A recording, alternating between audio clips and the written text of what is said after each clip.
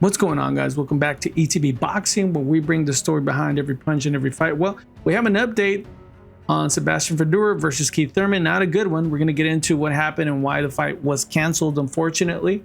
And we're also going to talk about briefly on Manny Pacquiao's son for his professional boxing debut, when it's going to happen and what that's going to look like. Anyhow, let's go ahead and get into the report here. So according to, let's see here, Fundora injures his hand.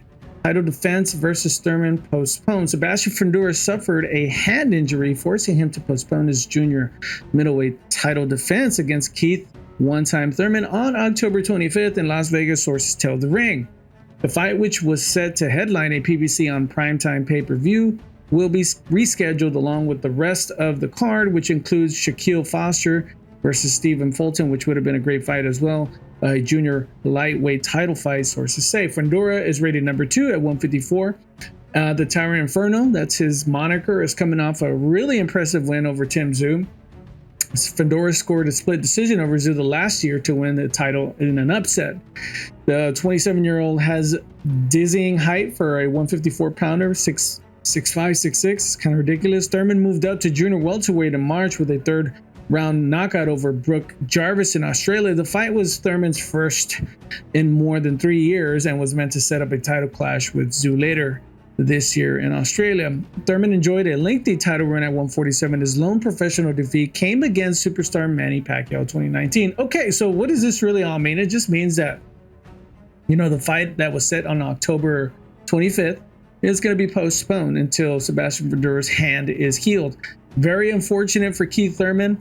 He's making his comeback. He was probably building some momentum, getting in shape, and then all of a sudden they have to postpone it.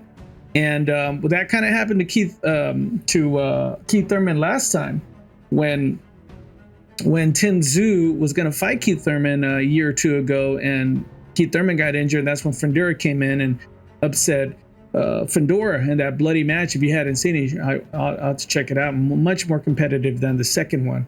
Unfortunate, man. I really wanted to see this fight. I felt like it was going to bring something. It was a real fight, you know, a real interesting fight after the Canelo Alvarez versus Terrence Crawford fight. But, you know, who knows? We'll see when he'll come back.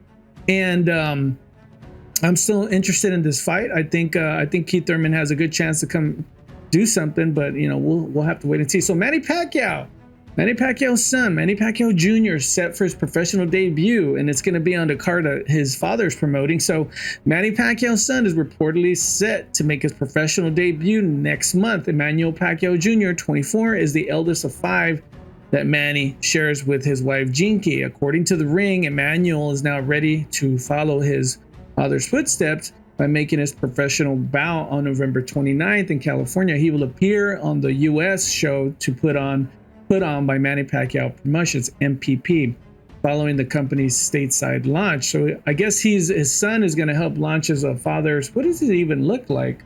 Really curious what he looks like. Surprised they didn't have his photo.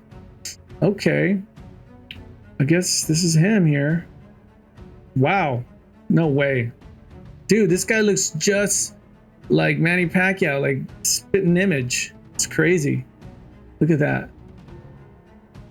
Bonkers. Well, man, anyway, we'll see if he fights like him. Not sure. You know, if you look at the juniors, you know, usually when the father is really good, the junior isn't that great. You know, Michael Jordan's son, LeBron James' son, Bronny, not very good. Floyd Mayweather Jr. comes from a father, but his father was solid. He wasn't great. And so that was probably the best junior, I think, that we could ever come up with. Muhammad Ali's daughter was very good in boxing. But I think that's a little bit different because she was kind of, you know, she didn't rise to her father's level, but she made a name for herself because women's boxing was pretty new.